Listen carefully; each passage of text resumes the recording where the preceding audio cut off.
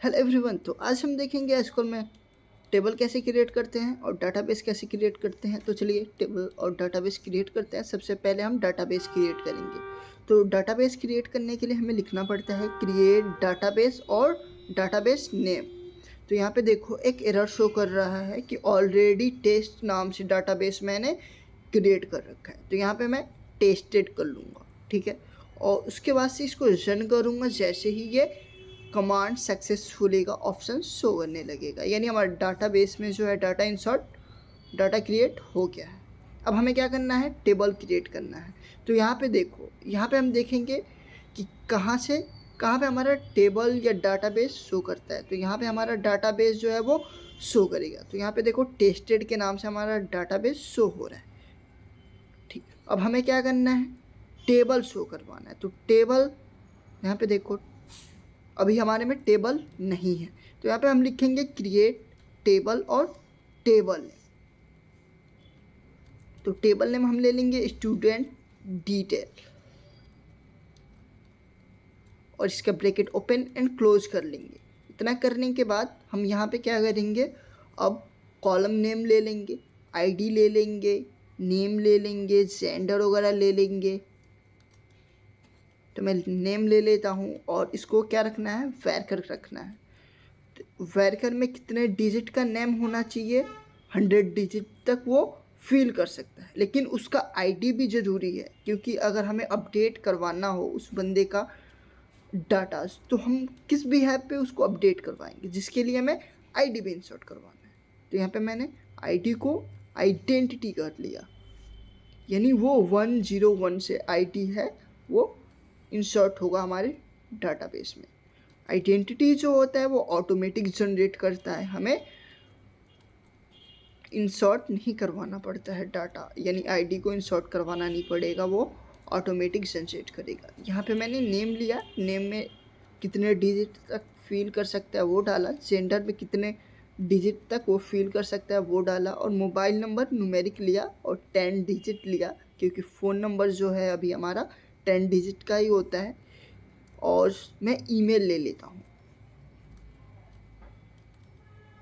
तो ईमेल में वैरकर ले लूँगा मैं, और वैरकर कितने डिजिट तक का होना चाहिए, 100 कर लेता हूँ मैं।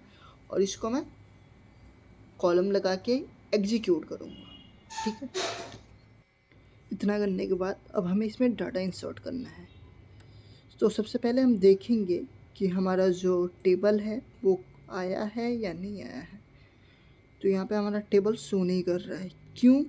क्योंकि हमने दूसरा डाटाबेस यूज कर रखा है, इसलिए। तो हम यहाँ पे ये देखो, यहाँ पे हमने दूसरा डाटाबेस यूज रखा है। तो ये इस डाटाबेस में हमारा टेबल जो है वो क्रिएट हो गया। तो यहाँ पे हम अपने डाटाबेस का नाम लिखेंगे यूज डाटाबेस, जो भी हमने क्रिएट कर रखा था टेस्टेड करके। उसके बाद से जब हम क्रिएट करेंगे तो उस टेबल में आएगा हमारा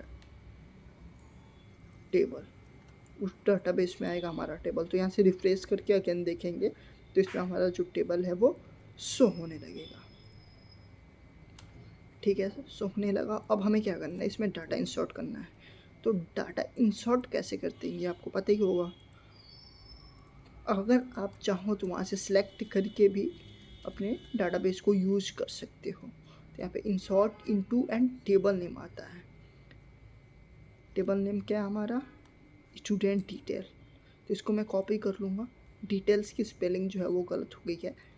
एंड ब्रैकेट में हमें क्या लेना है, कॉलम नेम, ठीक है। तो हम कॉलम नेम ले लेंगे। किस में डाटा इंसर्ट करना है, आपको पता है कि आइडेंटिटी जो था हमारा आईडी, उसमें हमें डाटा इंसर्ट नहीं करना पड़ता है, क्योंकि वो ऑटोमेटिक जनरेट हो जाता है।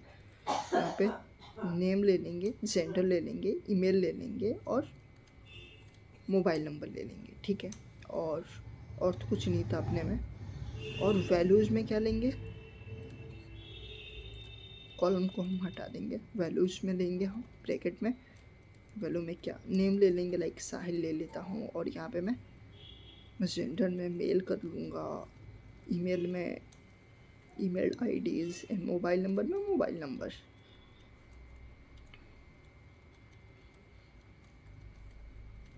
देखो न्यूमेरिक या इंटीजर जो होता है वो सिंगल कोटेशंस के अंदर नहीं आता है, ठीक है। स्ट्रिंग वैल्यू जो होती है वो सिंगल कोटेशंस के अंदर नहीं आती है। देखो वन रो अफेक्टेड का मैसेज आ गया, यानी हमारा डाटा जो है वो इंसर्ट हो गया है।